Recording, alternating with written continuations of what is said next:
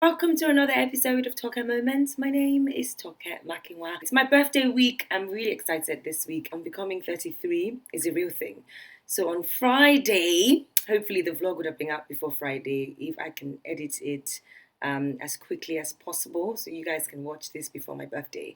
I turn 33. It's been such an exciting year, I must say.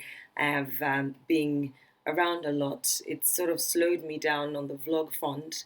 And a lot of people will probably have thought, oh, is she totally giving up on the vlog? You don't vlog as much as you used to, Toke. We miss the Toke on cuts, the girl who just tell it like it is on the vlog. And I must admit, I did have a couple of setbacks as well in terms of, I guess having to be in the eye of, public breakup, going through a public divorce as well, and just having people constantly say things like, what do you know about relationships? Why do you talk about relationships so much when you couldn't even keep one? I'm human, it hurts. And, there's several times that I want to talk about certain things on the vlog and I'll shy away from certain things because I just felt, I just didn't want to hear it, because going through a divorce is tough enough. I was going to actually kickstart a divorce series as well, which I'm still thinking about doing because I feel like we need to talk about these things more. I just didn't want to go through constant, you know, words that hurts, as I'm human and sometimes it gets to me and I feel like, I never based my vlog about my relationship and,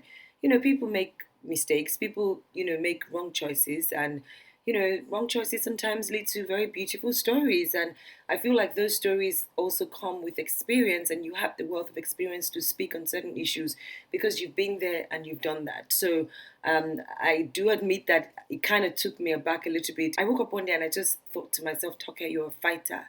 Your vlog wasn't about your relationship. You talk about relationships, period. People sit there and act like they don't talk about boys, or they don't talk about girls, but when they're with their own people and behind closed doors, they talk about these things. The guy who never called back, the girl who you spent all your money on and she just wasn't into you. That relationship that you thought was going somewhere and eventually, you guys didn't make it to the altar.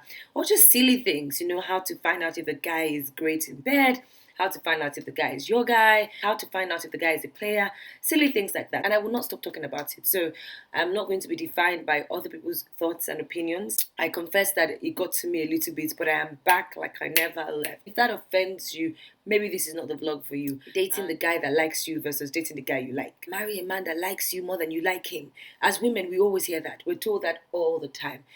Follow the guy that likes you more than you like him because the one that you like will just use you to just play games. Follow the one that likes you because that's the one that will not break your heart. Who says? Do you know how difficult it is to date a guy that you don't like? Do you know how difficult it is for you to condition your mind? They say I should date the one that likes me, and I give you a chance. And number one, it's not as if you're even on my level, but okay, let me just date you. You turn out to be an absolute bastard at the end of the day. Why didn't I just go follow the one I like, who was going to break my heart anyways? And at least when my heart was being broken, I knew that I did my mind. Who is this person? Oh, I know why they say it, because they feel like once the guy likes you more, he will do certainly more. You wouldn't have to work as hard to win his heart. Regardless of whatever happens, he will always remember that he wants you. He came after you. But all those things can also happen with the guy that you like. Do you know what I mean? I definitely would want sparks. I would want attraction. I would want passion. I would want to see you and want to rip off your clothes all the time. I want to see you and, just have shivers run down my spine. I would want to wake up beside you and feel like this is where I want to be. Because if I don't like you, every little thing you do will begin to piss me off, The way you snore will begin to annoy me. Just the way you laugh, sometimes I just think, ugh, why is he laughing so much? The way you look, it's just like, ugh, can't he make an effort? You would always find reasons why that person would never meet up to your standard, and I feel like it's such a selfish thing to do. For some people, it works. Same way some girls will never date fine guys. They just believe that I'm just not in the mood for fine boy trouble.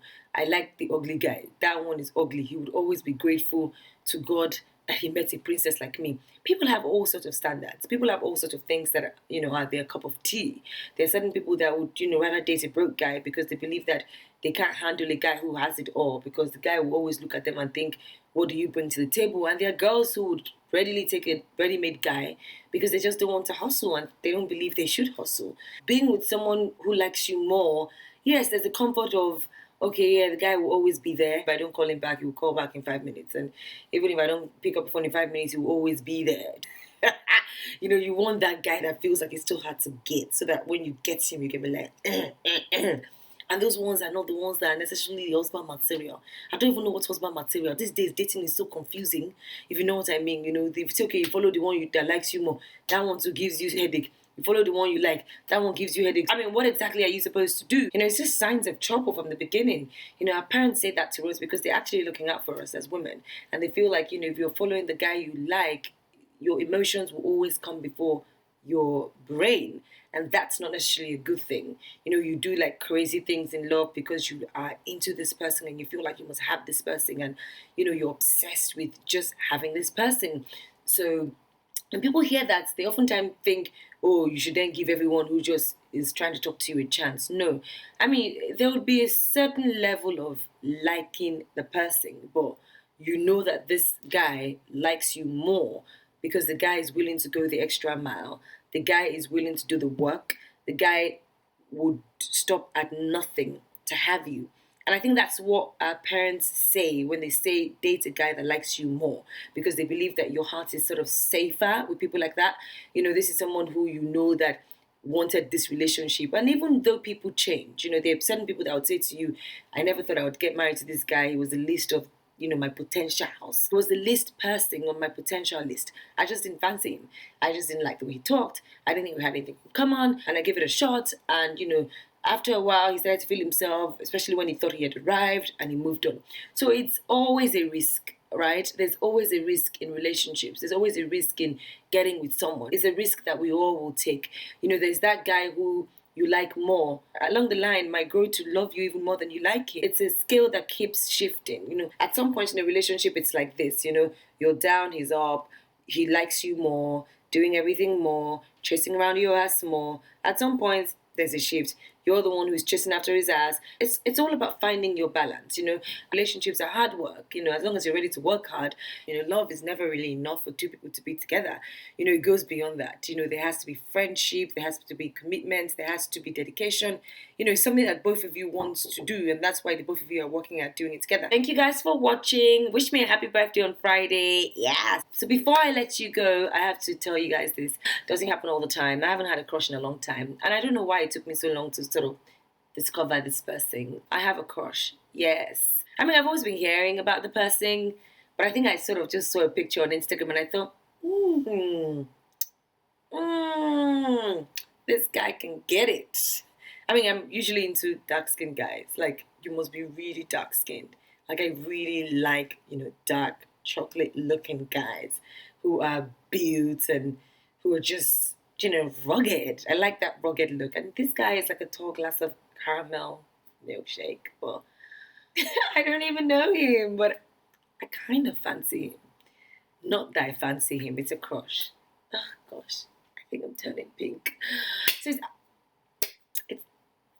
I'm not going to tell you guys. Okay, I'll tell you guys. It's Anthony Joshua. Bye! I can't believe I actually said that, guys. What is wrong with me? Okay, back to my normal self. It's just a crush. And this is why I would never date a guy that I like, because they are trouble. And this is where the trouble starts. But, yeah, maybe he'll be my baby daddy. Yes, baby daddy. My ovaries literally just jump every time I see his good looks. Like, he's such a good looking man. Yummy. Thank you guys for watching. Please remember to subscribe to my YouTube channel and follow me on Twitter. I am at Tokestar with a double R. Until I come your way again, chat with you on the next episode of Talk and Moments.